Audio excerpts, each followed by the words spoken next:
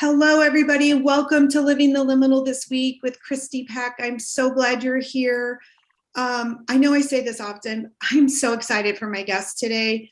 And if you don't know the backstory, like if you haven't been listening to some of the past episodes in the last few seasons, I found this organization or university or classroom for students who want to be coaches. And the interesting thing is I never really wanted to be a coach, but this particular amount of creativity came synchronistically in my presence. And I couldn't deny this force that was pulling me towards going down this path.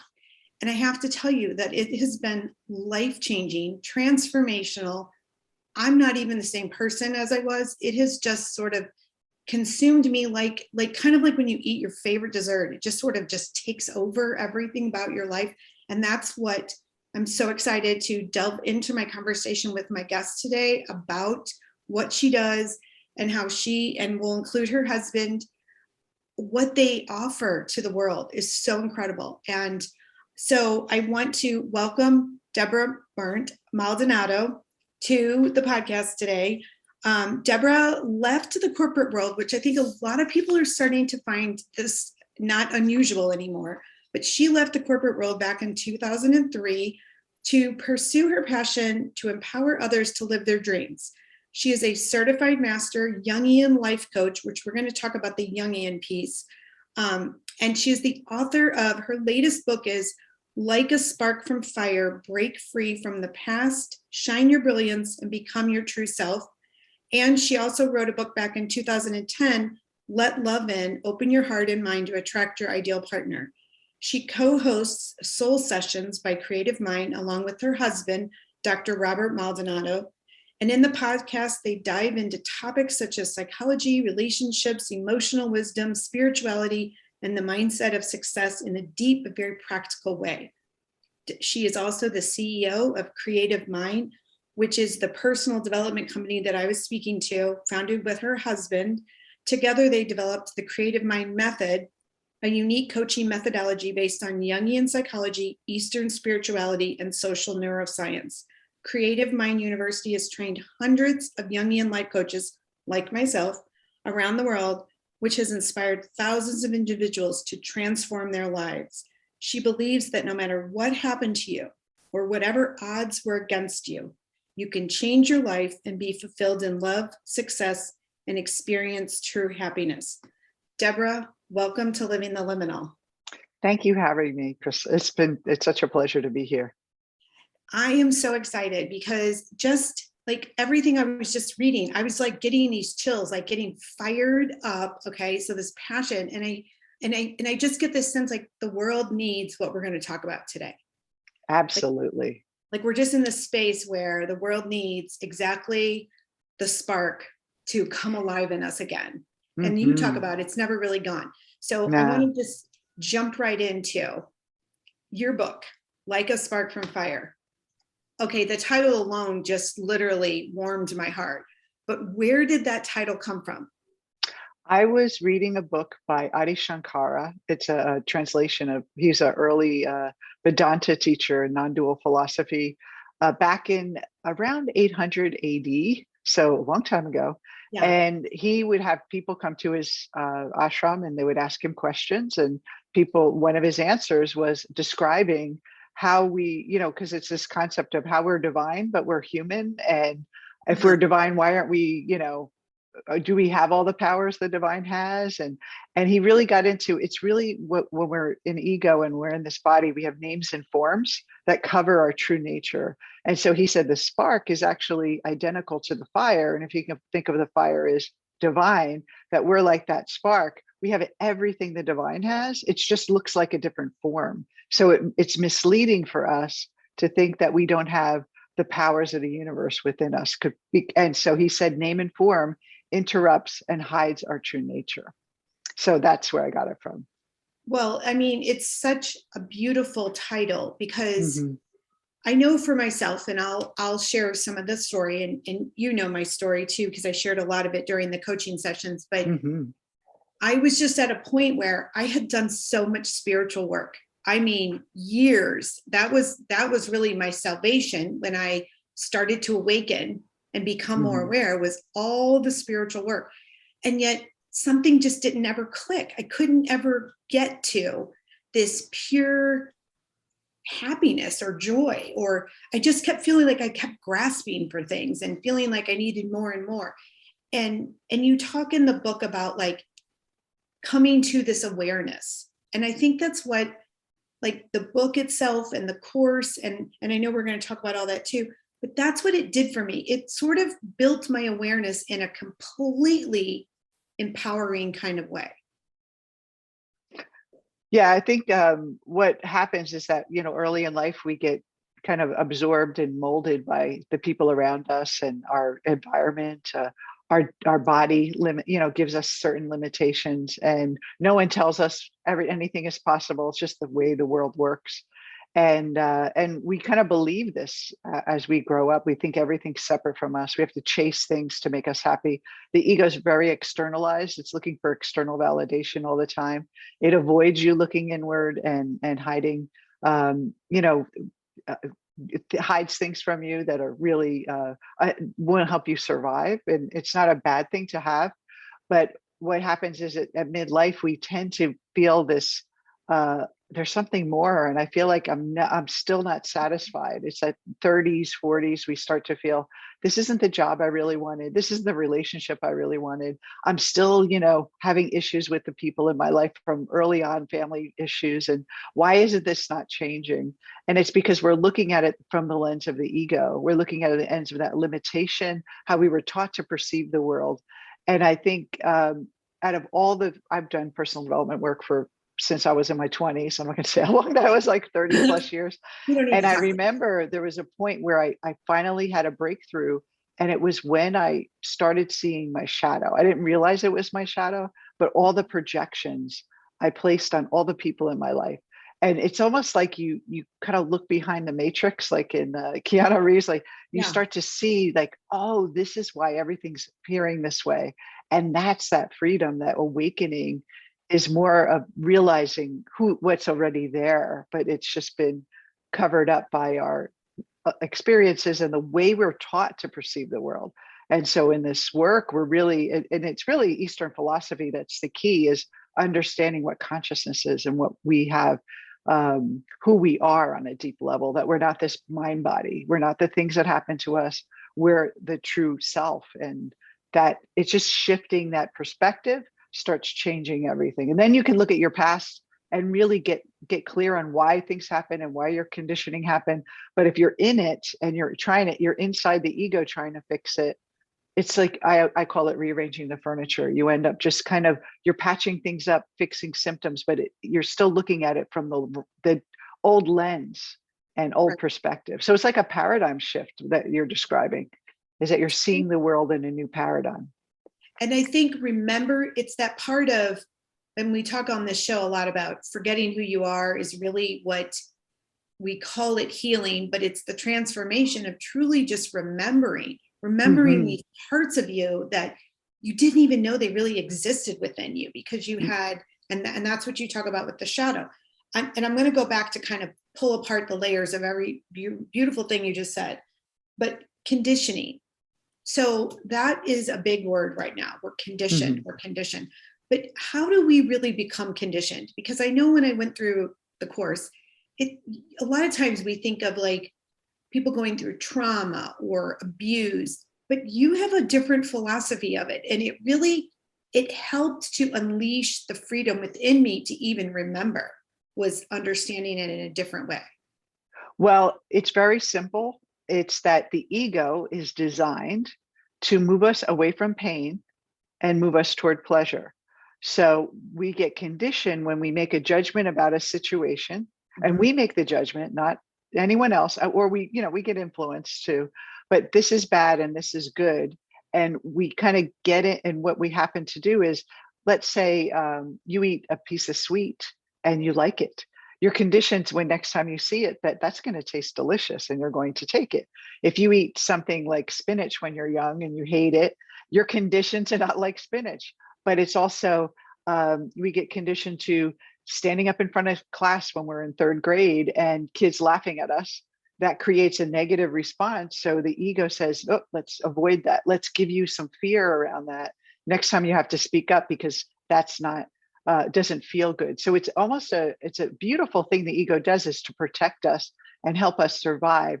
And even if you look at a one-celled organism, they can be conditioned. If you put hot next to it, it moves away, or cold next to it, it moves away. And so even on a singular cell level, we have this part of us that looks for survival, and that's really what we're trying to do. Now there's physical survival, of course, that like someone who's like afraid of getting harmed if they were harmed, Right. real serious.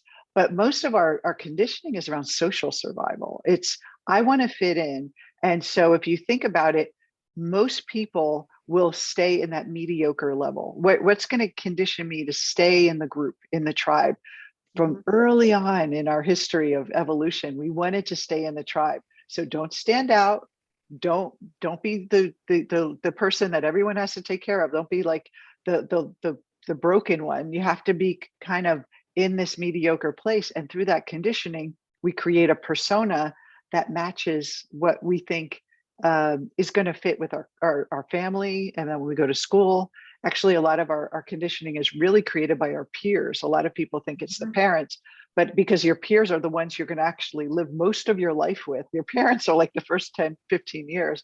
But after that, like 80% of your life is with people your age. So we're very conditioned by people our own age. What's cool, what's not cool. Like we all know, we went to junior high. It's like a Oh my gosh, yes. you know, a lot of conditioning around that. Don't show, like the cheerleader can't be smart, and the smart person can't be sexy, and the jock can't show emotion, and you know, all these things that we learn as a culture, and then that conditioning is so unconscious that we forget we even made that decision.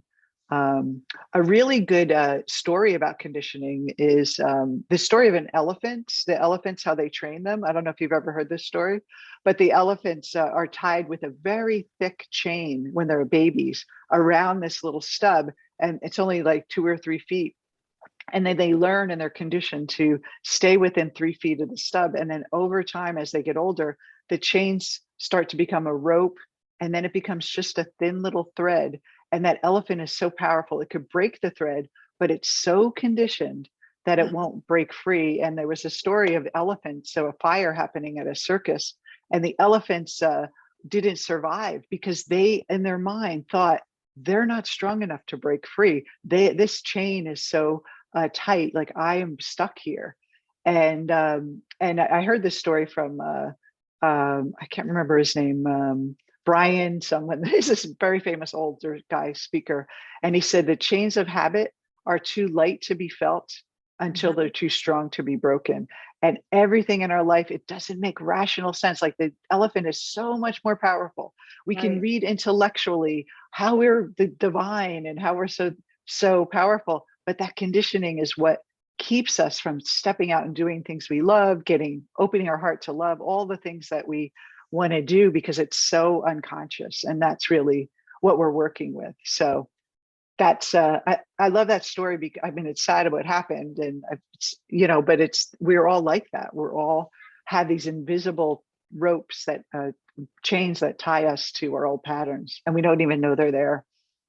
Well, and so then the ego is constantly influencing us, and we don't even know that we're making Yes. decisions that feel right, but they're not turning out in a way that feel good.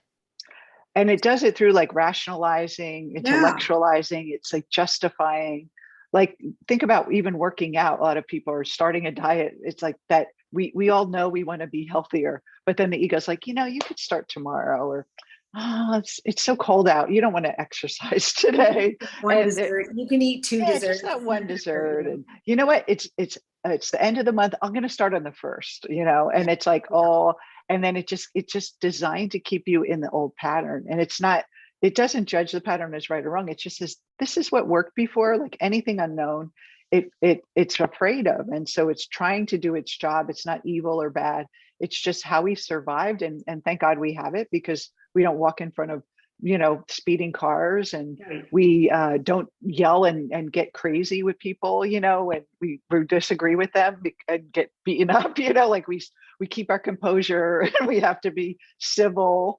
But then a lot of times that after a while, we just shut down all our passion and all our heart, and our soul is not lost, but it's unconscious. Like we're not even conscious of our own soul, and we're just basically acting or reacting out of life. Well, I think that was the biggest aha for me in the very beginning was you come from a philosophy of you are not broken, you are whole to Mm-hmm. begin with. So Mm-hmm. often our personal development programs we're working towards wholeness, right? And you all come from that framework of you already are whole.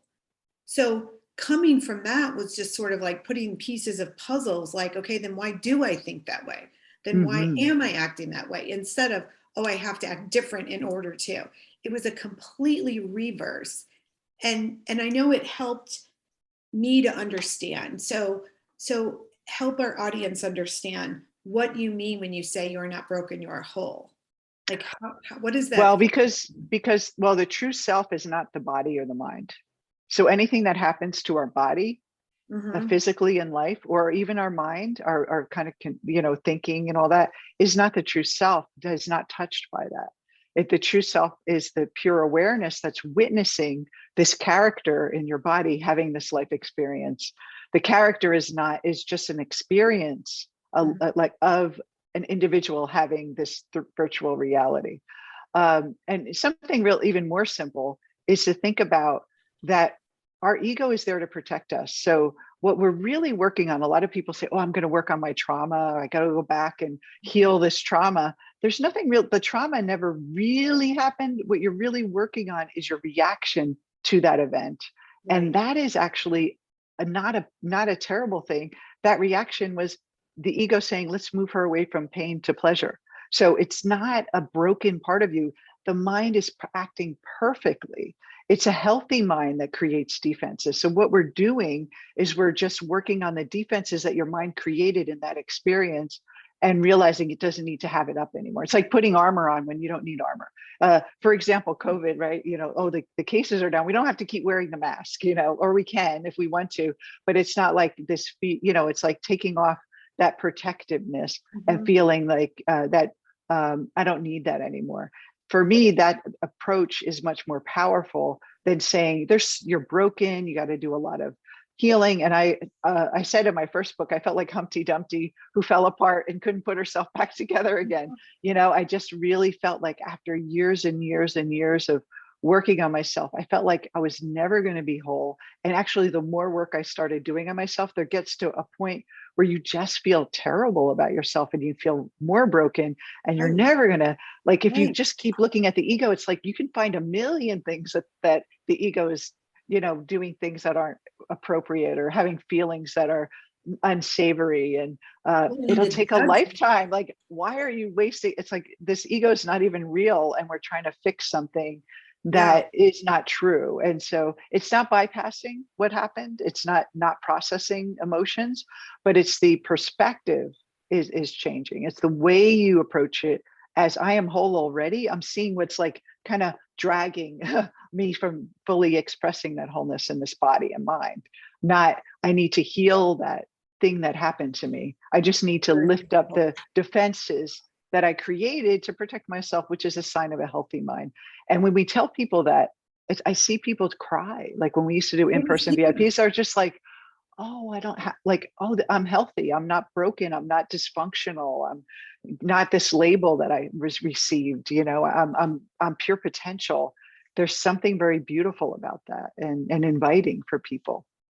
Well, and I know in my spiritual journey leading up to all of this, so much of it was the ego as hustler, bad, negative, toxic. So you're running. So now you're running away from this part of you. And the philosophy of just seeing the ego as a part of you and the job it's meant to do, that in itself was so freeing, because that's how you got rid of the judgment. And even if judgment's not bad, you were able to release that you were judging a part of you that I remember the day in the course where you talked about that it was a sign of a healthy mind, that using the defenses and the ego was a sign of a healthy mind. I just remember like, oh my gosh, I felt the weight of the world just lifted from me, because I had always been taught that the ego was not cool and not good. So I'm running from this part of me instead of now I can see myself in a totally different way. And this whole process of like uncovering the unconscious mind, Jung referred to it as individuation. And we hear a lot about that now. Like now it's starting to come out.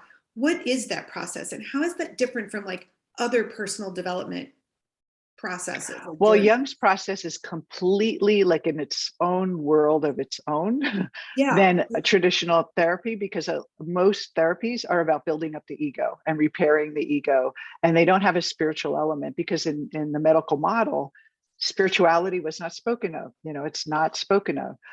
Jung is back in his day, his brilliance was that he said there's a spiritual aspect to the psyche.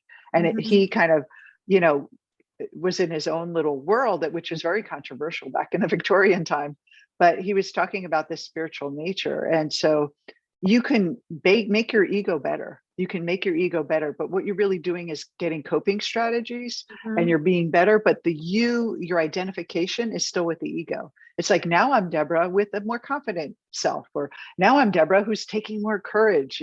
That's very externalized. With his work, you're going inward, and you're actually seeing the conditioning, but then seeing this other you that is a possibility outside of it. You're not judging the conditioning, you're not making it wrong, and you're not even trying to change it as much as you transcending it. So individuation is, I'm individuating from the ego. My central perspective in life isn't from the ego's lens. My central perspective in life is from the true self. And so if you're looking, like even from a child to an adult, a child will see something very scary, where an adult can look at something and say, oh, that's not a big deal. And so that's really what we're doing. We're shifting from that childlike ego, fearful, afraid of everything, thinking the world is terrible, to the higher self that says everything is included. I'm not afraid of my fear. I'm not afraid of looking like a jerk. I'm not afraid of hurting, not hurting people, but being hurt by people. Like that's not going to really hurt the true essence of me.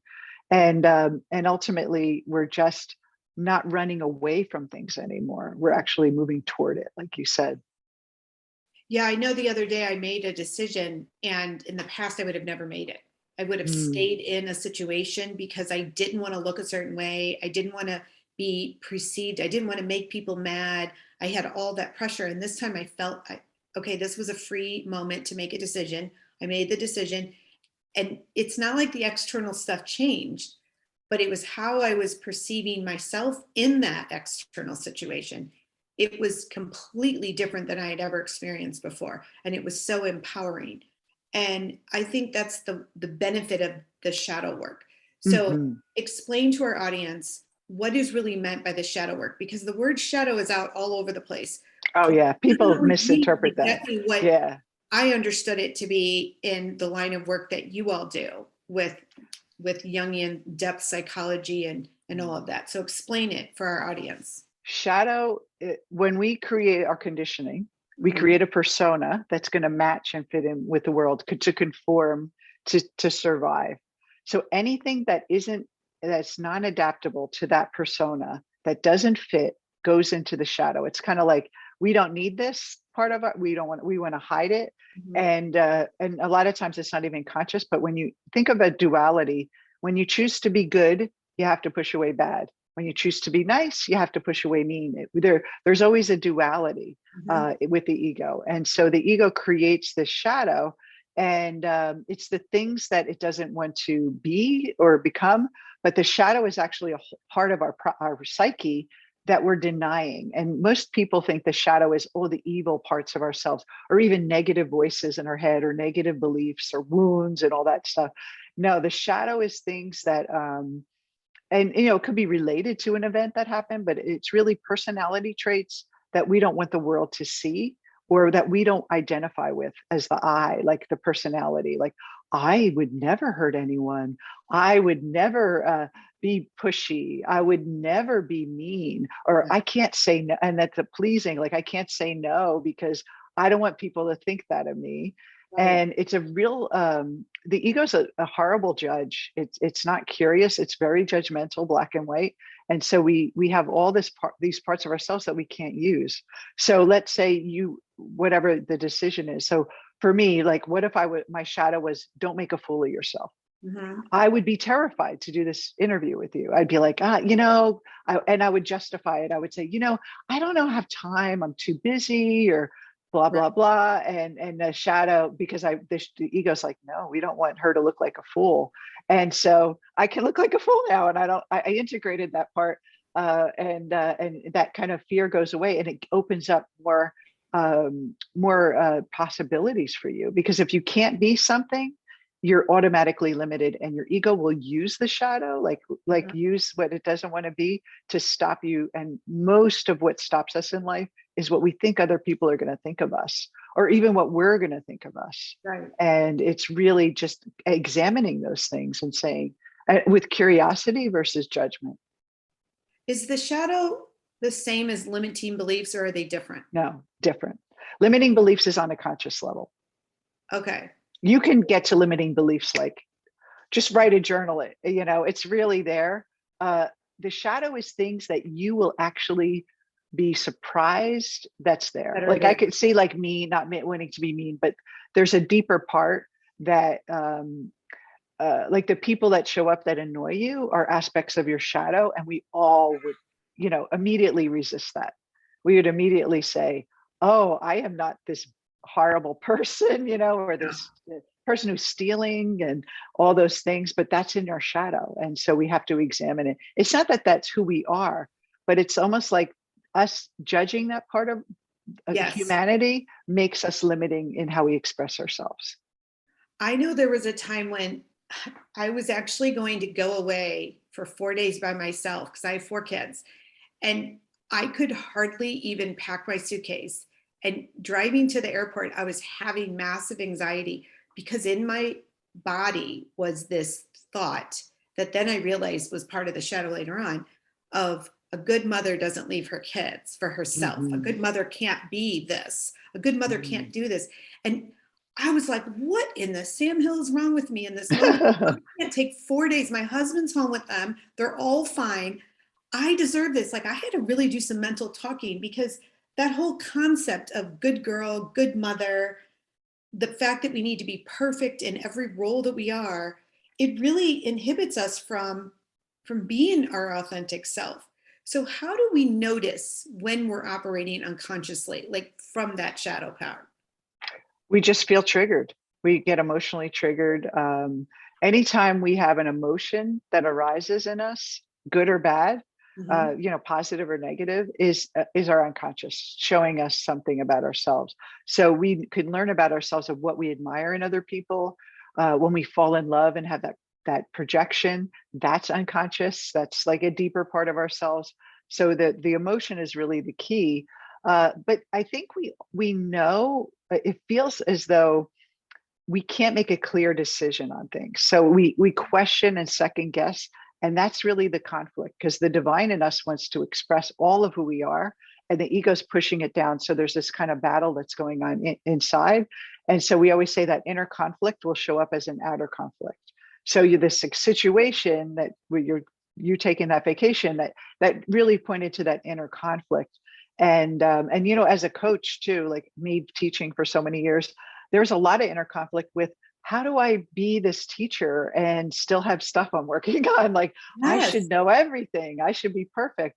And when I wrote the book, I was very, very, I don't know if you noticed, I was very transparent and vulnerable with a lot of my stories about where my faults were. And after I wrote it and it was printed, I was kind of like, ooh, maybe I shared too much. But I said, the only person that can judge me for that is me. And if I'm okay with all the things about me, no one can judge me. And that's really what we're really kind of getting to, is that it's our own judgments, our own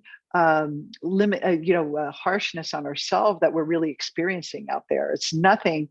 That person isn't rejecting you. That person isn't being mean to you. You're already being mean to yourself, but that person's just a reflection. And so Yeah. if we use those triggers and those emotions to say, be curious about it versus just projecting and saying, let me get away from those toxic people, or let me avoid this situation or avoid this feeling, we're really running away from things that are actually there to help us grow. Yeah, because I know when, like, so much of me understanding that when things showed up in the external, they were just like, you all use the word opportunity. I love that word because it's Mm-hmm. not a challenge, it's not a problem, it's just an opportunity. It felt so open. But that was a time for me to go inward and be like, okay, what's happening here? What's there? On page 10, you talk about, you made a statement, your internal image of your mother helped you create your own persona. And so explain this early role for me, for our audience and stuff. This early role with the mother seems so influential in how we, continue to evolve. Well, whether we like it or not, when we're born with this idea, and Jung said the mother archetype, which Mm-hmm. is this image of a mother. So when we're Okay. born, we have it in our DNA, the know to suckle the breast and know that this person who I came out of her body is my mother. And there's just sort of a supernatural projection that we put on our mothers, that this is why you have the fear of being a bad mother, because there's so much expectation on the mother to be this beautiful, perfect, never harming us, keeping us safe our whole life, and never have faults. And like God, is perfect and Yeah. godlike. And then a lot of times we, Jung really underscores that what we see in our mother is our own disappointment in her shattering that image that we created and that we're projecting on her. And we don't see her as human. We don't give her a break. And so a lot of times we, you hear the good mother, bad mother idea. There's a great movie that was up for an Oscar called The Lost Daughter. I don't know if you've seen it, but Oh, I did. it will I make did. you very Oh. uncomfortable as a mother. It's No, it really very like raw. triggered some pieces. I had to turn it off and sit with some of those moments a few times. So she's really the shadow of every mother around. And so, but since she gave us life, she has such an important role. And so she basically is the world to us. Think about when we're in the womb, like she is the world to us. We're encased in this body. We're feeling her feelings. We're experiencing all her emotions and thoughts while we're in her body because we're one with her, which Yeah. is different from the father. We're not in the father's body. We're not in his sense. And so as we come out, we have absorbed all that. And then she's our world, because without her, we would die.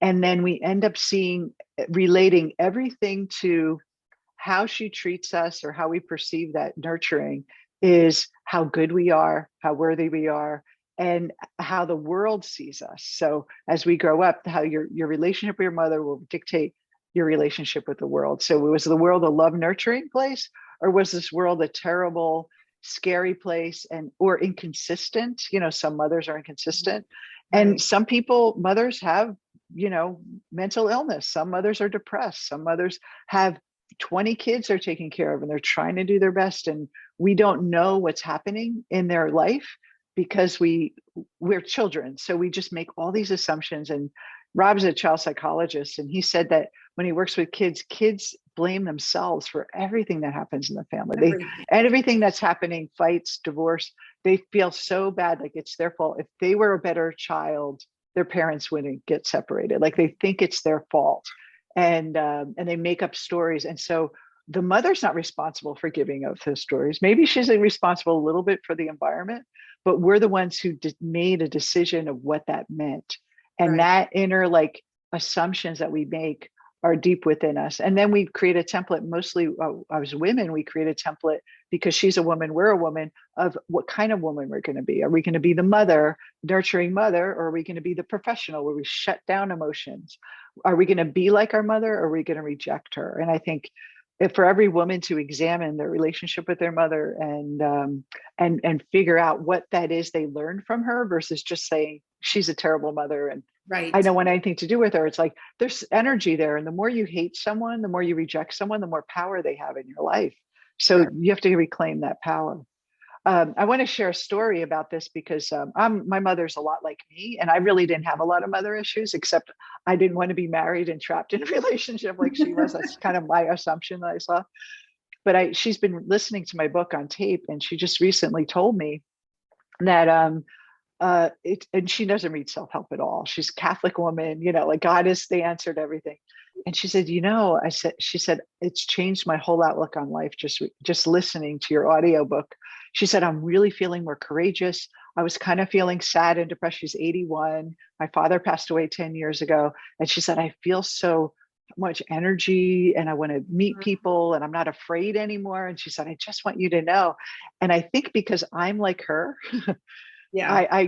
she basically, I helped her maybe a lot of the stories she could relate to because I basically had a lot of similar experiences, with kind of the whole conditioning. And so it was really beautiful. Like it's never too late for anyone to understand this work. And to me, it was such a beautiful kind of gift to give my mother in her last years of life to really be able to live fully. She could live for another 10, 15 years and now she'll have more energy, and she'll be happy and versus like slowly declining because the ego just will do that. Exactly. And reclaiming the emotional power of you get to choose how you see yourself and then you get to act upon that.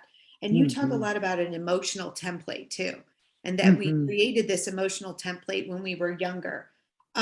How do we, I know Jung was big on emotions are needed for transformation, and we don't, again, often that seems to be in the personal development world, how to just strategize around an emotion, not delve right into feeling it and owning it. So how do we evolve to really own those emotions in a more powerful kind of way? Well, we have to accept as a human being in this body, we're emotional beings. And to experience the range of emotions in life without judgment is a powerful expression and experience in this world. The divine pure awareness doesn't have that experience. So there's a reason why we're in this body and able to feel all these things. And so what we want to do is early in life, the emotions run the conditioning. So as long as we're afraid of an emotion, we're afraid of feeling something, the emotion is more powerful than we are.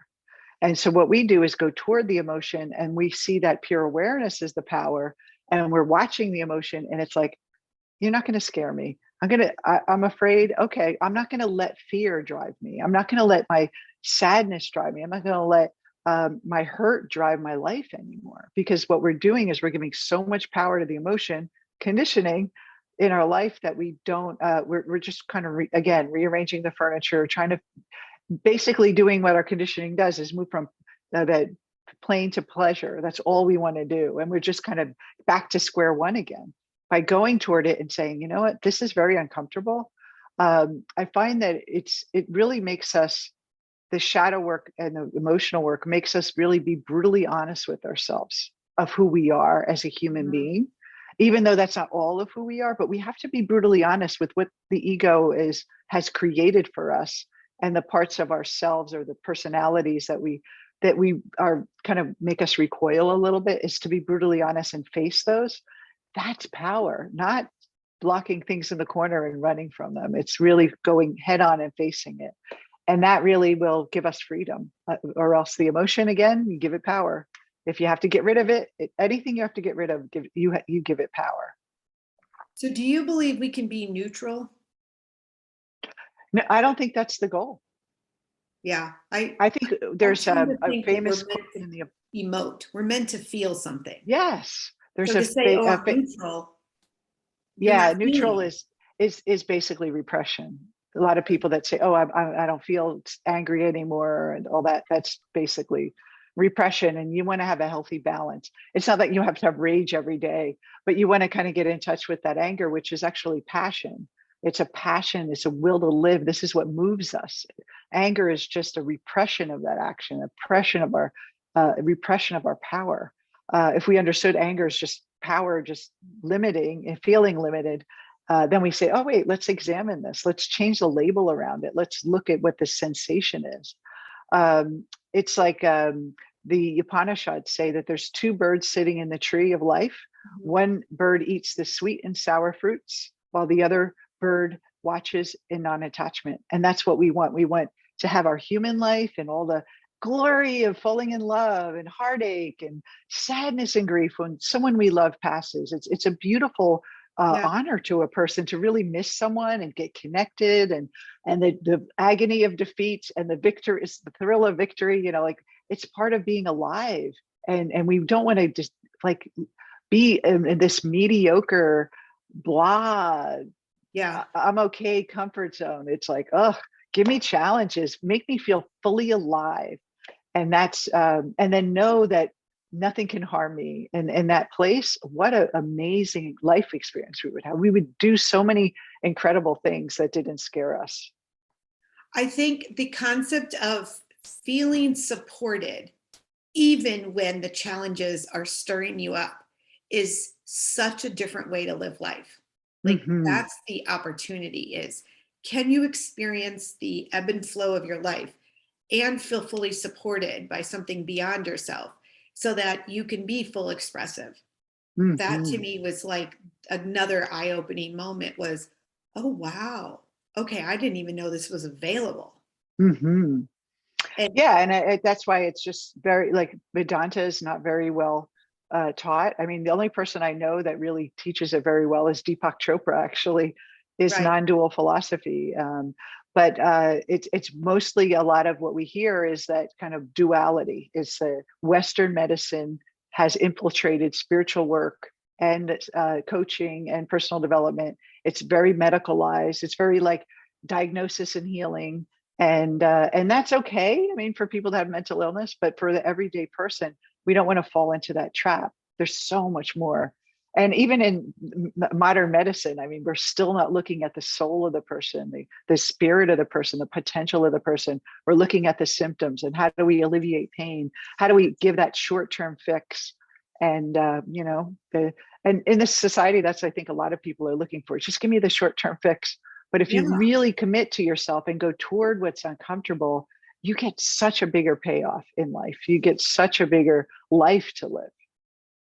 Yeah, totally. Because I can see how like little things, you just want to go from pain to pleasure, right? Feel good. You just want to feel good in the moment.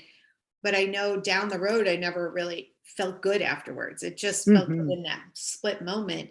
And you talk a lot about in the book that, again, everything is an opportunity, and you believe coaching is there to help people navigate. Yes. Deep philosophy that we need to have a coach that helps us because insight is different than transformation and moving into the depths. So explain some of that to us. Well, the ego is very clever. And if you try to do the work on your own, especially shadow work, it will convince you that it's very externally focused. Like it's pointing outward. It's saying that person has a problem. This situation has power over me. And it won't tell you this insight of, oh, wait, it's me on its own. You need someone who's actually beyond, who has done their own shadow work, and not just any coach, but someone who's actually done shadow work, is on the journey of individuation, because they see things from a different perspective already. They've gone through the dark night of the soul. They've faced all these things. So they're not going to tolerate when you say, yeah, this woman, Mary, I really, can't stand her, and not coach you on how to keep boundaries. She'll say, well, what about Mary is triggering you? And what can we learn about this? And how is this an opportunity? And I could tell you, when I did personal development on my own in my patchwork kind of way, I always went for like, oh, when it gets too uncomfortable here, then I dig another hole here and I dig another hole here. And you're digging all these tiny, shallow holes versus staying with one consistent path. And after 15 years of doing personal development my own, I hired a coach because I started my own business. I left the corporate world. And in that 1 year, I had more progress in my life and more change than I did in the 15 years, because I had a coach say, don't, nope, look at it, look at this, keeping me in my lane and keeping me focused and keeping me committed. And I paid for a year of coaching.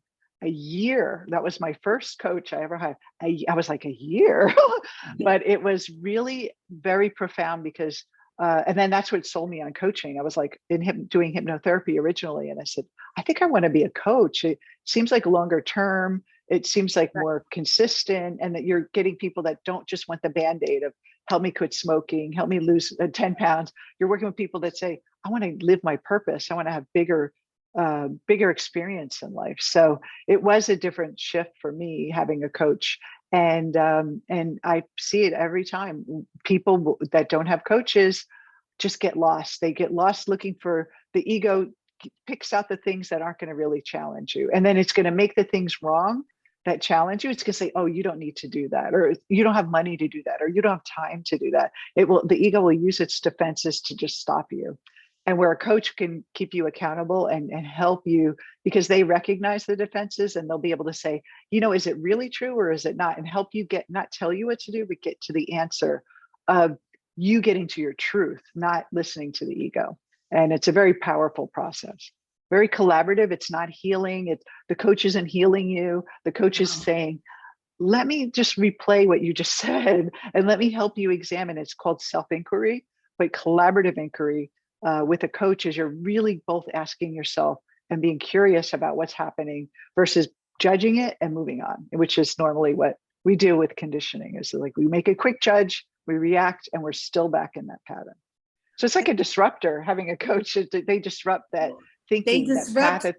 Yes, they disrupt the flow of what you've always thought, right? And I know for me, when we were going through the program and getting coached, it was like a lot of times I'd have to step back, and I could feel myself almost having a little temper tantrum on, wait a minute, I've always thought this, and now it's being broken down. And yet once I could work through the messiness of it, it was like, whoa, oh, okay, now I can see what was happening here and how that limited everything I was doing. And okay, let's move on. And I know even the clients I have, because I went through the process, I can now see the mirror of what when they say things to me and what's going on. And because I've been there. And you can't see it yourself. You can't really see the shadow yourself. And we would have group calls, and people would call in, and they would, they would talk about this person that really irritates them. And everyone in the group knew that person, they were kind of being like that to everyone else, but they didn't even see it in themselves, how they could be that way. And it's not judging that, but it's saying, you know what, you can be that way. We can be a little bratty sometimes. We can be a little gossipy sometimes, and just like not judge it, but just say, why does that happen? Why do I do that? And be loving and compassionate to yourself. And then you stop judging those other people and say, it's curious. Why would she act that way? Instead of just, she's wrong. Yeah. And you really start to see your own patterning in other people, their patterning. It's all the very same. Like a hologram. You're seeing yourself everywhere. Yeah. Yeah. It's like the one, what is that? Like when you walk through the mirrors and you can see your back and the front, and you're back and forth, and you're like, is there any difference there? Mm-hmm. You talk a lot in the book too about non-attachment. That is another buzzword. Mm-hmm. And sometimes we can have a lot of controversy on, what do you mean I can't be attached, or I shouldn't be attached? So explain to us the philosophy of non-attachment as you understand it in the work that you do. Well, attachment is a concept of the ego. The ego is attached to external things. Like, I want this job, or I want this amount of money, or I want this relationship, or I want that person to be a certain way, or I want to reach a goal. And there's nothing wrong with having that desire, but the ego's attached because it thinks, when I get that external thing, I'll be better. Yes. That's all it is. It's the ego's attachment to, I'll be better, I'll be happier, I won't be in pain anymore when those external things come in. And so what we're saying is non-attachment is that you're okay now, and you want to have this new experience, but it's not going to define you. It's not going to make you better. It's not going to make you stronger. Like, happiness is in here, not in the money. It's not in the relationship. It's not in having the perfect body. All that where the ego's facing outward, it's attached. We're dropping the ego's attachment. Not that soul can, when the soul desires something, it's like we have a desire for something naturally. It's like the soul wanting to express itself. Mm-hmm. That is very beautiful. But then the ego hijacks that desire and says, oh yeah, it'd be really beautiful to have a relationship. Then you can love yourself. Then you'll be worthy. And then, when you have a full coaching practice, then you'll be happy. And that's the attachment. It's not the desire itself, but what you think that desire will give you to build up the ego. Does that make sense? So we still work towards the desire. It's just Absolutely. we're not putting all of our pennies in the basket for the desire to be the result that we definitely want. We're allowing it to even look somewhat different because we're just doing the work towards the result. And a lot of times we don't know how attached we are until we don't get what we want. Yes. So we're like, oh, I'm not attached. I'm not attached. And then the thing doesn't happen. And then we feel this feeling. It's an opportunity. What is going on? How do I have stress around this, not getting this? And we'll realize that the attachment was there. We just weren't conscious of it. And so then we work with it and then we go again. And what happens is that the desire is there, but the ego has a strategy for how it thinks it's going to show up or when it's going to show up. So that's attachment. And so it makes a judgment of, oh, that didn't work out, so you're going to fail, and then you feel this sadness. But maybe that thing not working out is part of a bigger plan that you think of your pure awareness can see above the senses and has like a bigger plan. And maybe the plan is for you to fail first so that you can work with this attachment, so then you can have those things and be more free. So we have to trust in whatever is showing up for us as an opportunity. And that really drops that attachment, because or else we are just constantly going from one trapeze to another, grasping throughout life. And we never get anywhere.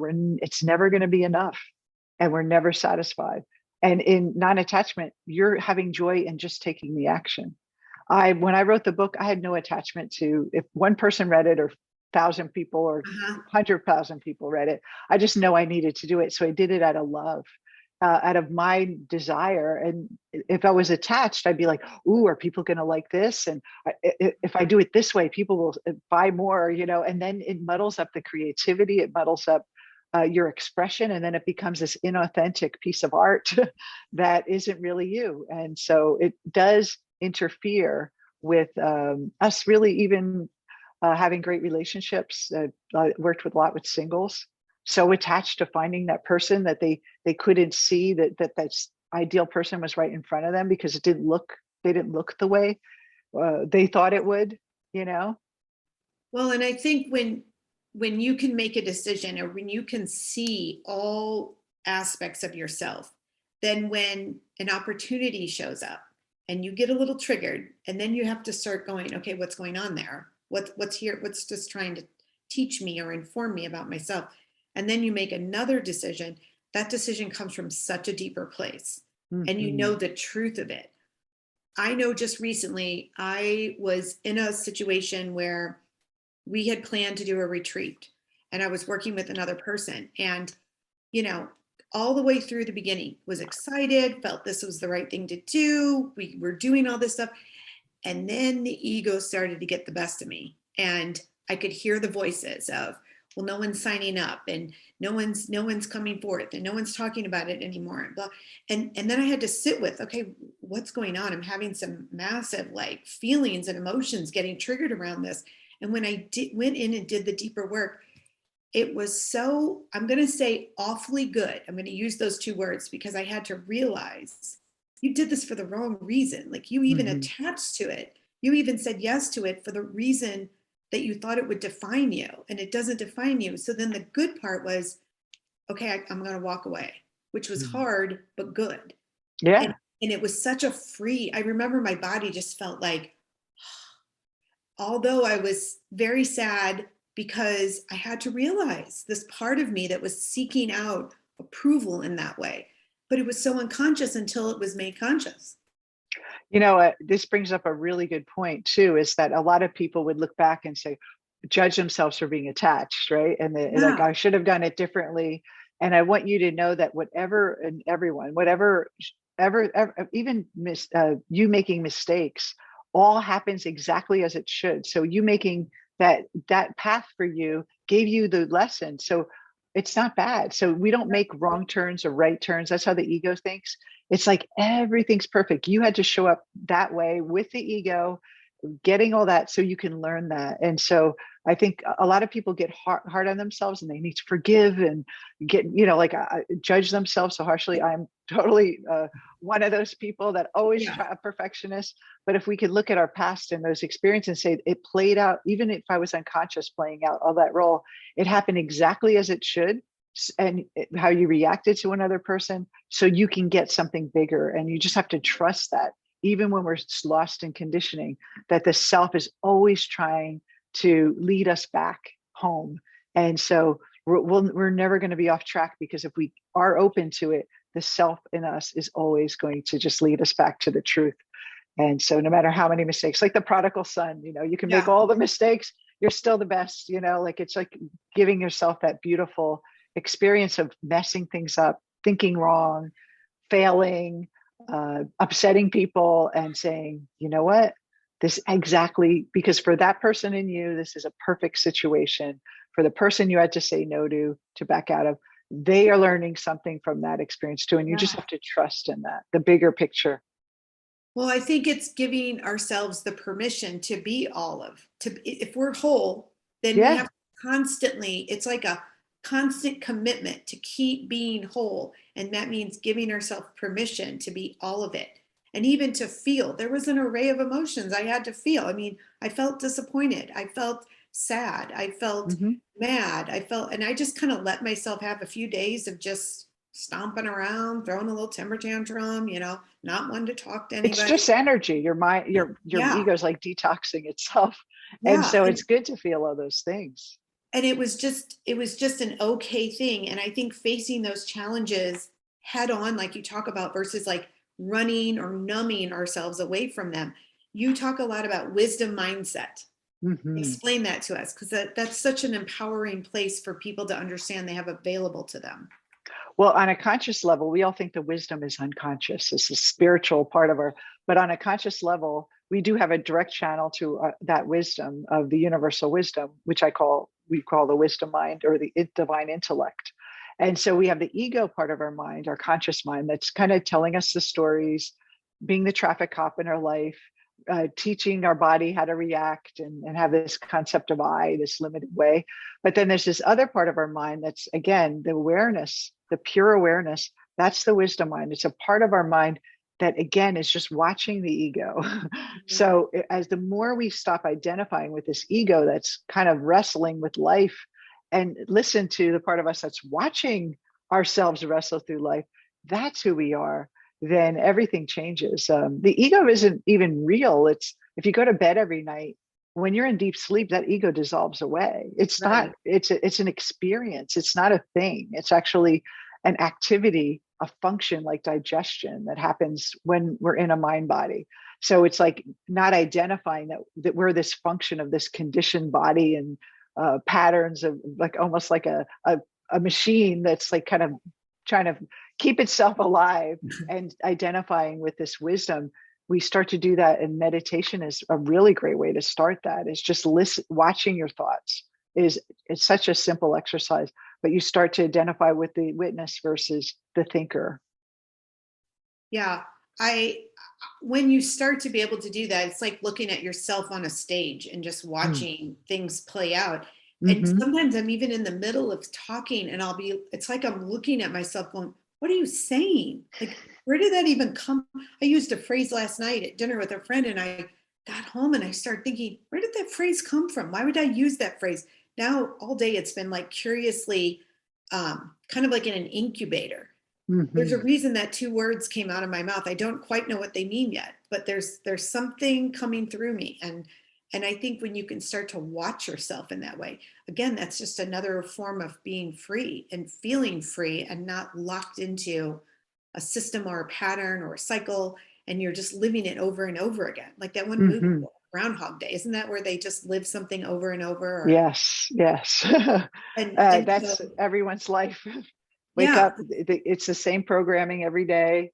Let me do the things the same way, wishing things would change, but waiting for something to show up to change it, and not realizing that you're the cause of your life.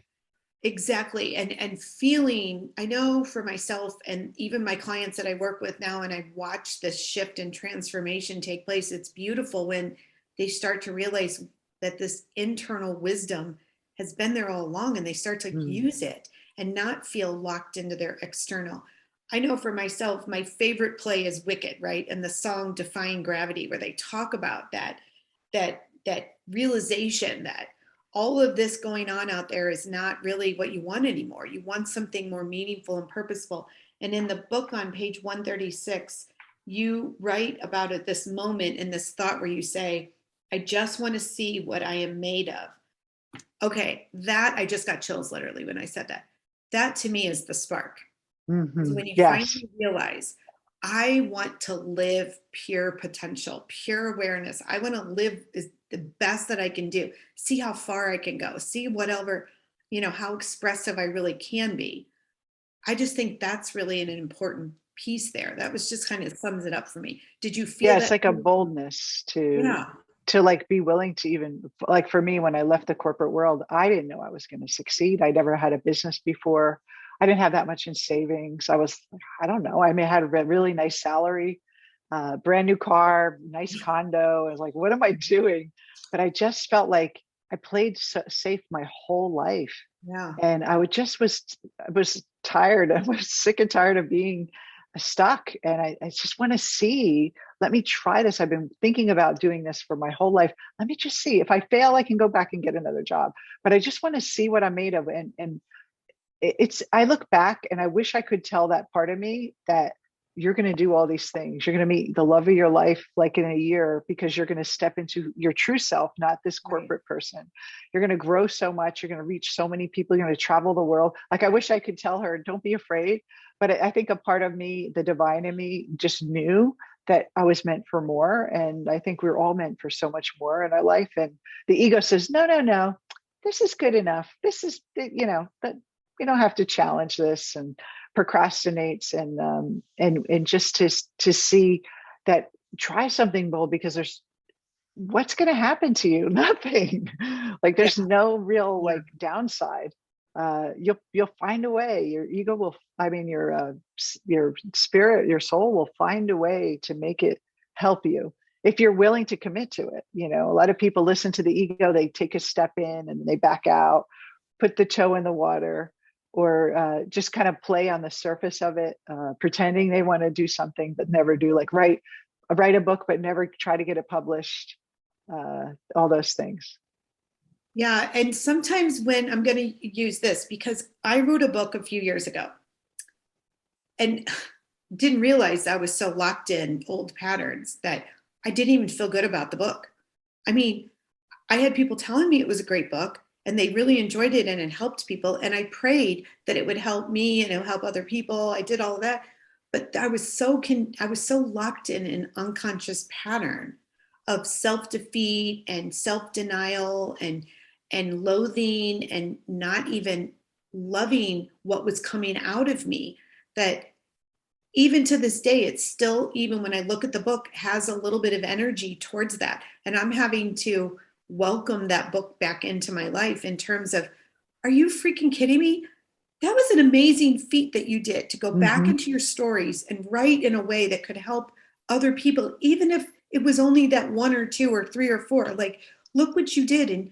And so sometimes we're not even aware of this unconscious part of us that's playing out our life for us. And Mm-hmm. I think that understanding you have this spark. So just being willing to do something bold gets Mm-hmm. you out of that pattern to where then you can start to see, oh, that's a doorway. Oh, that's a gateway. Oh, that's an opportunity. Light can then come in a little bit. And it's uncomfortable. It's like the Mhm. willingness to be uncomfortable. We want that pleasure, so the ego doesn't like discomfort. And I could tell you, the first year as a business owner was the most terrifying and the most rewarding year of my life. It Yeah. was really amazing. Like, I had gotten to my deepest fears, but I got into my highest heights, and it was almost like, I really got to understand how I can create my life and create something outside of just getting a paycheck. It was like I had to face all those fears. And I found a way. It's just like getting thrown into the water. You learn how to swim, you figure out a way. And most people aren't brave enough. And the fact that anyone is just trying, putting themselves out there, changing their life, doing something different. You have to stop being so hard if it's not working yet. You're in the game. And that's such a small percentage to most of the masses that are just playing it safe. And it's tough out there. It's tough out there to face yourself and to face your fears. And it's not comfortable at first, but then it's very liberating. But you have to go through that discomfort. Like Jung says, it's like going through a narrow hallway as a shadow. It's very constricting. You feel this like pressure, like you don't want to go there. It's like a dark tunnel. But he said on the other side, there's no up, no down, no left, no right, no good, no bad, where everything is possible. And that's really what we're doing. We're basically being reborn as our true self in this process. So we're born as possibility. It's covered up. And then the second half of life is remembering what we came here to do and what we should be doing and what's possible for us. And I think it's a beautiful process of forgetting and then remembering again. So there's nothing wrong with forgetting, but also that you have a path to remember, then you'll have a very exciting, exhilarating, fulfilling life. I totally agree. And when you're ready to actually create your life versus feeling like it's being created for you all the time and it's just coming after you, when you're ready to really step in and say, okay, I'm going to own what I've created so far, and I'm going to create it different from here on out. That is such a liberating moment. It's a decision. And we always have done the best that we could at that moment. And other people are doing the exact same thing. So the more we forgive ourselves and have compassion for ourselves, the less we judge others. And we start to invite more possibility instead of seeing the world as these terrible people out there. We start to see this love and compassion out there. So our inner world and how we reflect on ourselves is how we see the world. And so the best thing we can do is love this humanity that's us, but also remember the possibility, which is the spark. The spark. I love it. Yeah. And so where can people get your book? They can go to Amazon. We have it on Scribed. It's on Audible. It's everywhere. You just do Like a Spark from Fire, Debra, and you'll find me. If you want, you can go to our website, likeaspark.com, and all the information's there as well. And then we do have a meditation set that goes with the book that you can purchase. But there's a lot of other information there too, if you're interested in learning more about our company. And if you want to be a coach, be a Jungian Life Coach. Yeah, just like you, and help others create wonderful lives and do this kind of work, have podcasts and share the knowledge with others. I mean, that's why Rob and I created the university. We felt like we needed to replicate ourselves and share this other way of coaching in a deep way and transform lives. And you're all a part of our dream, the ripple effect. It really rippled out. And it was, like I said, it was deeply transformational, hard ass work at times, I will say, but so worthwhile and just freeing in the most pleasurable. So moving from pain to pleasure, there we go. It just opened up a whole different way of looking at everything. And I'm even watching, so to talk about the trickle, I'm watching how my own transformation started to be influential in my children's lives. And I'm watching some of my children make these very impactful decisions, and just kind of like in awe of, wow, if we can do that with ourselves, and then we can offer that freedom to our children, maybe they can choose lives and create lives in a much more beautiful way from the early on, and not have to go through these sort of conditioned patterns and feeling like you're, contained in a life you don't know how to get out of, in a way. And it's really beautiful. It's beautiful to watch that trickle, that little, pebble being bounced around. It's the most beautiful profession in the world to help other people see the divine in themselves. I mean, I know of no greater profession.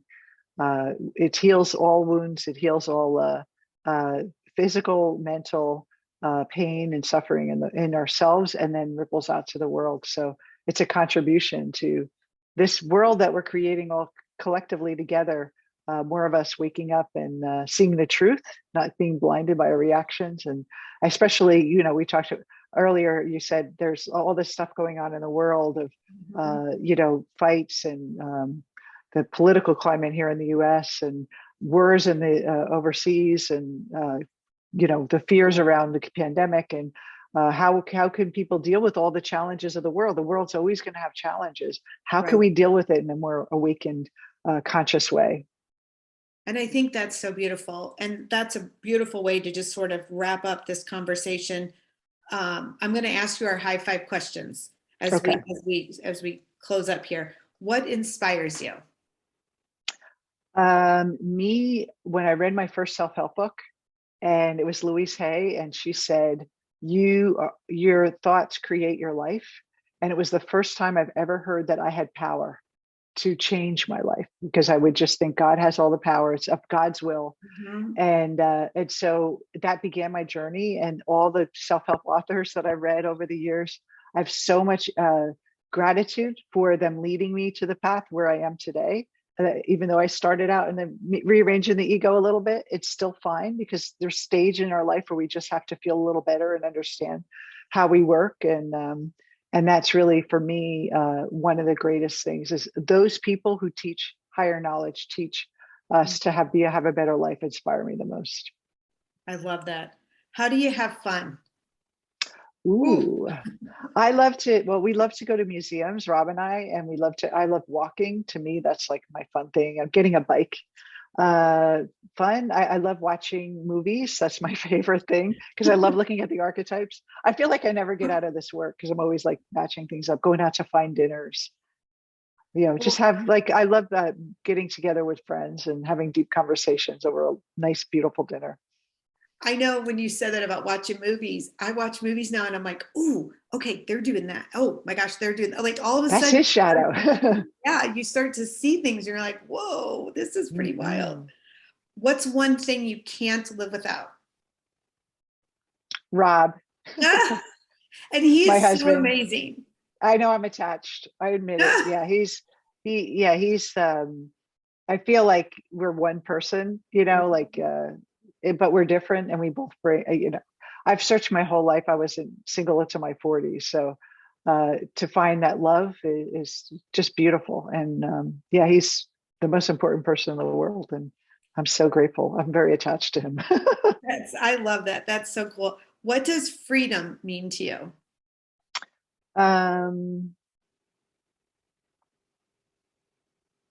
It means, I guess, free will, like to choose your path in life versus feeling the world is making you choose. So the freedom to create what you want and create the life you want, that's what freedom means. Yeah, I remember in the beginning of the course when you all did talk about your thoughts create your reality. And I had to sit with that for a month. I'm like, what do you mean? Like, what do you really mean there? And now it's like this many months later, a year, I'm like, wow, okay, now I understand how you can just choose a different thought. Like, it's just that simple. I didn't even realize that before. So I love that you say that. What are you most grateful for?